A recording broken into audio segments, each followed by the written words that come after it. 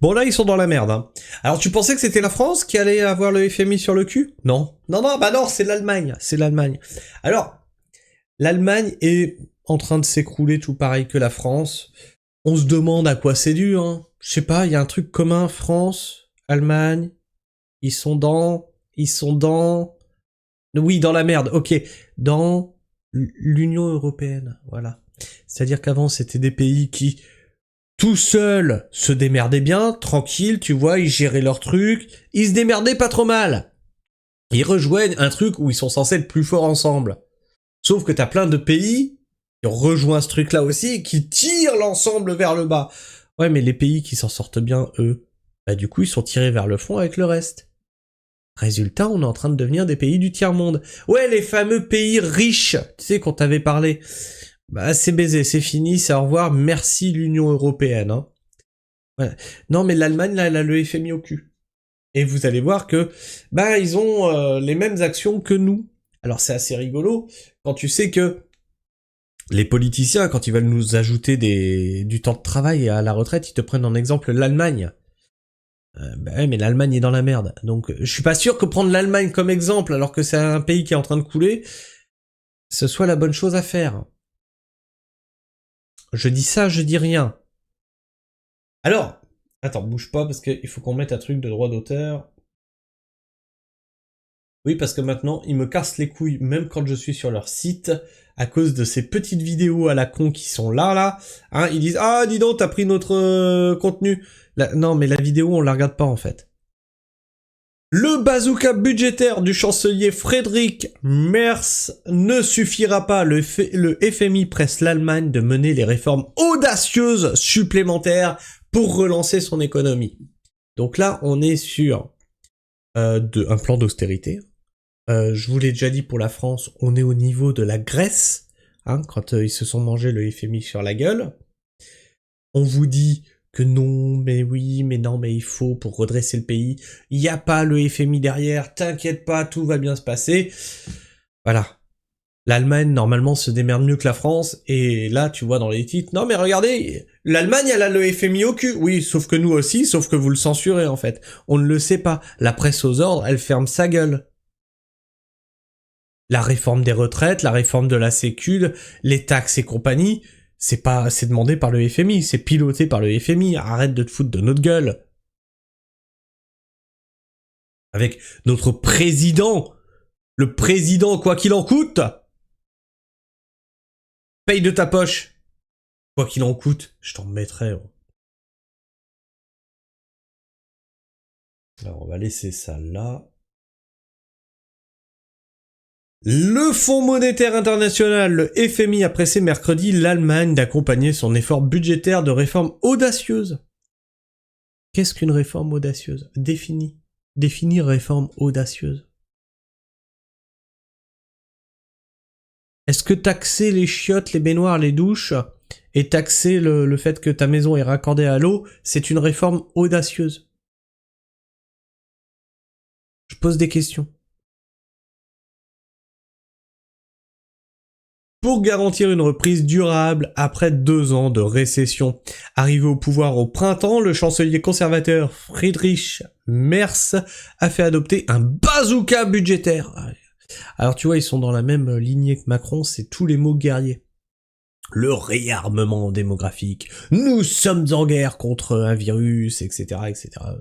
Tout ce champ lexical guerrier. Là, on te parle de bazooka budgétaire. Ça va, calmez-vous, vous êtes pas des guerriers. Vous êtes des enfoirés, en fait. Pour moderniser les infrastructures vieillissantes du pays et le réarmer. J'en ai marre de vous, en fait. Et le réarmer face au bouleversement géopolitique via la levée du frein constitutionnel à la dette. La fameuse dette. Notre boulet au pied.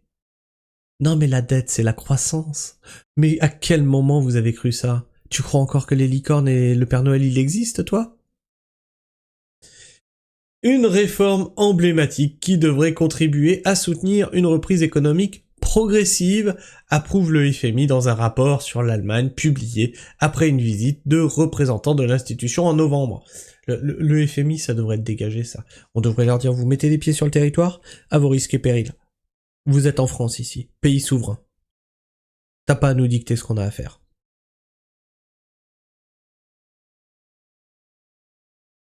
2,02% prévu cette année.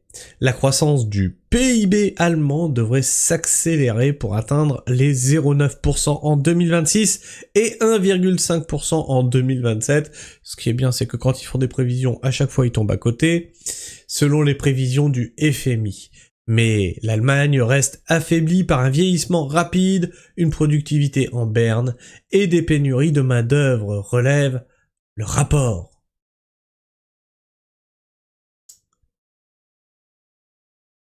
Une économie en berne. Le Mercosur, tout ça. Les voitures électriques alors qu'ils produisent des voitures thermiques. Tout ça, l'économie en berne, on le doit aux décisions de l'Union européenne. Alors à la base, on avait l'Allemagne qui rigolait et qui poussait bien toutes ces réformes européennes parce que ça servait son économie et ça coulait la France, et maintenant ils prennent le retour de bâton dans la gueule. Alors qu'en France, on disait depuis un moment, stop, on va droit dans le mur. Bam, on est dans le mur. Et maintenant, ils sont là, ah merde. Ah ben c'est vrai qu'on allait droit dans le mur. Ouais. Ben c'est pas quand tu es dans le mur qu'il faut freiner, hein. C'était avant. Voilà, et ben l'Allemagne est en train de payer ses pots cassés. Et nous, on a été entraînés avec tous ces abrutis là qui nous ont tirés vers le mur. Et maintenant, il faut dire stop. Il faut dire stop. Il faut dire au FMI, tu ne fais pas la loi chez nous. Il faut dire à l'Union européenne, vous ne faites pas la loi chez nous. Non, on n'enverra pas nos enfants mourir pour vos délires de psychopathes. Non, on ne redressera pas l'économie de la manière dont vous nous le dites. Déjà, vous nous laissez réindustrialiser notre pays parce que c'est vous qui avez flingué notre industrie. C'est vous qui avez flingué notre agriculture. Vous voulez qu'on se relève? Vous nous laissez faire. Avant, la France était un pays qui rayonnait à l'international. Depuis qu'on est rentré dans cette foutue merde, on est un pays en décrépitude.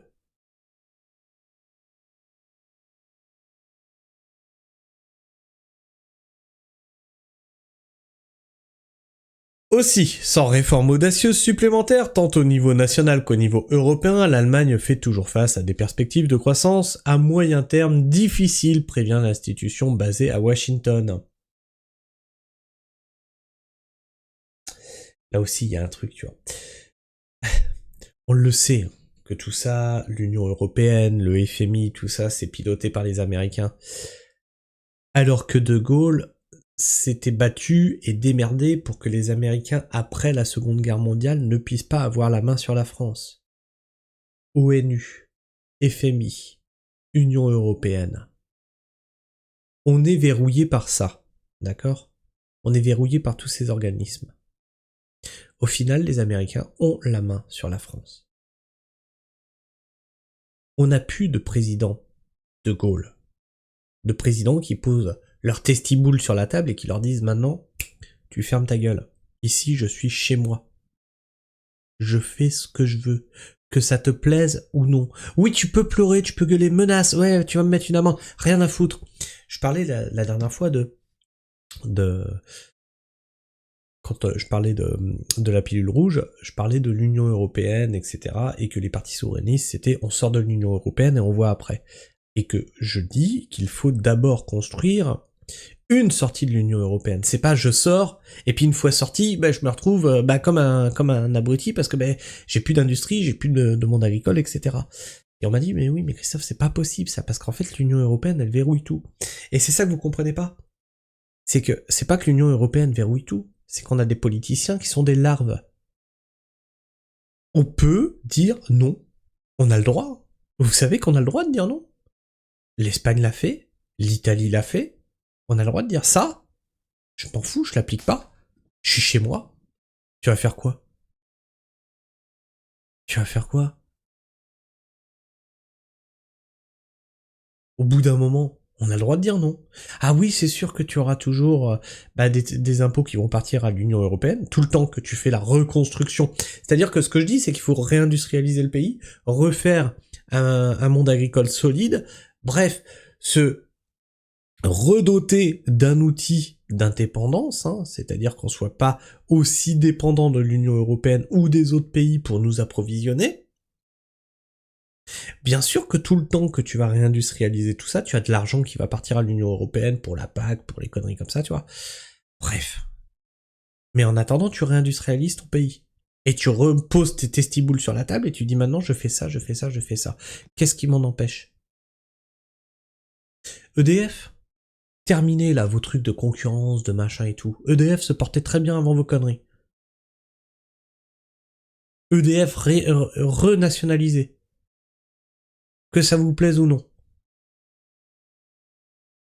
L'électricité des Français, je la remets au prix où elle doit être. C'est-à-dire un prix de production qui correspond à un prix de revente. Et non indexé sur le prix de l'électricité de la Roumanie qui fait encore de l'électricité avec des moulins à eau. Hein. Voilà. C'est ça qui nous manque en France. Un président qui pose ses viandes sur la table. Tu crois que la Chine, elle a fait quoi? Elle s'en fout du FMI, hein. L'emmerde pas, hein. L'Europe, l'emmerde pas, hein. Trump, il a fait quoi? Il a dit, tiens, tu sais quoi là, toute l'Europe là? 25%. Frais de douane. Ah, c'est comme ça. Alors que, maintenant tu prends l'Europe, tu morcelles tout ça comme c'était à la base, eh ben, Trump, il aurait dû faire, bon, la France, on lui met, allez, 10%, l'Angleterre, on lui met, l'Allemagne, on lui met, les Pays-Bas, on leur met, la Suède, on leur met, voilà. J'ai un autre truc, là. Des baisses d'impôts coûteuses et déformantes. Voilà ce que le FMI ne veut pas, c'est que vous ayez des baisses d'impôts. Il faut toujours augmenter impôts et taxes. Selon le FMI, ces réformes devraient servir à stimuler l'innovation et la numérisation, simplifier la bureaucratie et accroître l'offre du travail. En français dans le texte, c'est ce qui s'est passé en Grèce. L'administration, dehors, au chômage. Ah bah oui, rappelle-toi combien de personnels administratifs ont été virés en Grèce. Notamment pour les femmes, les seniors et les immigrés. Les nouvelles ressources financières devraient quant à elles servir à moderniser l'économie plutôt qu'à des mesures ponctuelles ou des baisses d'impôts jugées coûteuses et déformantes. Frédéric Merz a défendu mercredi l'action de la coalition avec les sociodémocrates qui essuient des critiques énumérant les réformes prises comme la baisse de la fiscalité des entreprises et du prix de l'électricité lors des débats du budget de 2026 au Bundestag.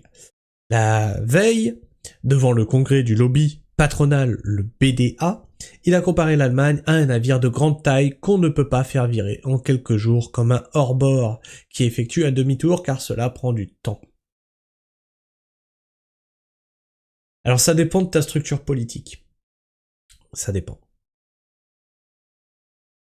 Et il y a un truc qui fait que tu peux prendre des décisions rapides. Ça s'appelle la dictature. Vous avez connu ça une fois dans l'histoire, tu vois. C'est...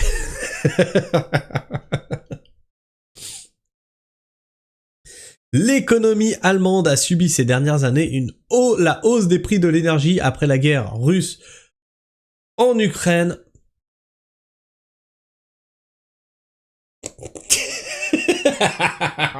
C'est à cause des Russes ou c'est à cause de l'Union Européenne qui a dit on n'achète plus de pétrole aux Russes, on n'achète plus de gaz aux Russes, alors que toute l'industrie allemande repose sur l'énergie achetée chez les Russes.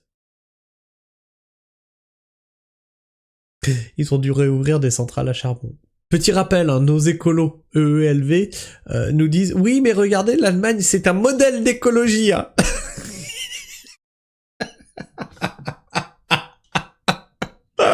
Oh putain, mais on vit dans une farce, hein. C'est une blague à ciel ouvert.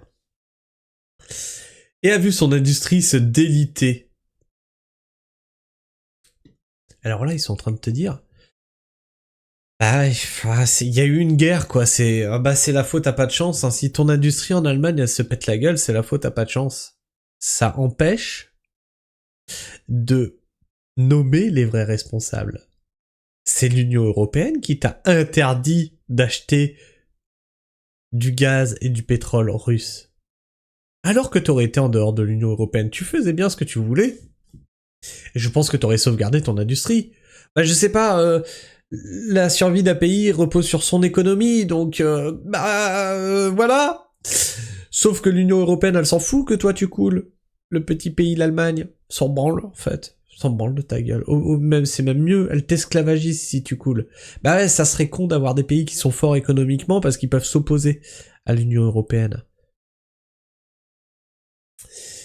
Face à la faible demande mondiale et à la concurrence chinoise, désormais les tensions commerciales et la volatilité des matières premières s'accroissent. Les risques pour la croissance les risques pour la croissance de la première économie européenne selon le FMI. Alors, petite info, on avait vu que la France s'était repassée devant l'Allemagne au niveau de la puissance économique. C'est dire. Hein, t'as vu la gueule de la France? T'as vu la gueule de la France? Waouh! Waouh! On a une plus belle croissance qu'eux. Waouh! Super. Mais tout ça, on va te dire, c'est pas de la faute de l'UE. C'est de la faute à la guerre à l'Ukraine. C'est de la faute au gros vide. C'est de la faute voilà. Ah, bien sûr. C'est de la faute à El Niño. C'est de la faute à la Niña. C'est de la faute à Trump. Les vrais responsables, ils sont à Bruxelles. Que tu le veuilles ou non. Il y a un moment, il faut dire, stop. Stop! Je suis chez moi. Bref. Je sais pas ce que tu penses de tout ça, n'hésite pas à me partager ton avis, ton opinion dans l'espace commentaire, à t'abonner si tu es encore là en fin de vidéo. Partage cette vidéo autour de toi, parce que je pense vraiment que ce qui nous manque dans ce pays, c'est le retour d'un De Gaulle, pour de vrai. Et vu le niveau de la caste politique actuelle, on est loin d'en voir revenir un. Tu peux liker, booster, commenter cette vidéo, c'est très important. Nous sommes toujours en guerre avec les algorithmes de YouTube qui veulent nous silencier, qui veulent nous censurer, parce qu'on dit peut-être un peu trop de vérité sur cette chaîne. Du coup, je vois que tu sais, tu as un taux de clic par impression. Dès que la vidéo elle sort, ça monte à 10, 11, 12. Et dès que ça atteint ça, paf, on lui casse les pattes, ça redescend à 6. Il y a un problème. Ouais, c'est-à-dire que c'est le nombre de fois où, quand 100 fois on te propose la miniature, tu cliques. Quand tu es au-dessus de 10%, c'est un banger, normalement, ta vidéo, elle va être virale. Sauf qu'elle se fait casser les pattes tout de suite derrière. Donc il y a un truc. Je vous avais expliqué ça dans la vidéo YouTube menace ma chaîne. Je vous avais montré des graphiques, la monétisation, comment les dollars jaunes, etc. Pourquoi? Parce que j'ai dit le mot mais caca qui commence par M. Voilà. Je suis démonétisé pour des bêtises en fait. Donc YouTube est sur mes côtes. Donc comment on joue contre ça? C'est en faisant jouer la communauté. C'est vos partages qui sont importants, c'est vos commentaires qui sont importants. Tout ça, ça permet de faire un mouvement organique, et pas des bots, un mouvement numérique, un mouvement organique, et ça, l'algorithme, il peut pas l'ignorer. Donc on va faire plier, nous les humains, un robot à notre volonté. Allez, sur ce, moi je vous fais la bise, prenez soin du sol bien entendu, et restez pragmatiques. Ciao.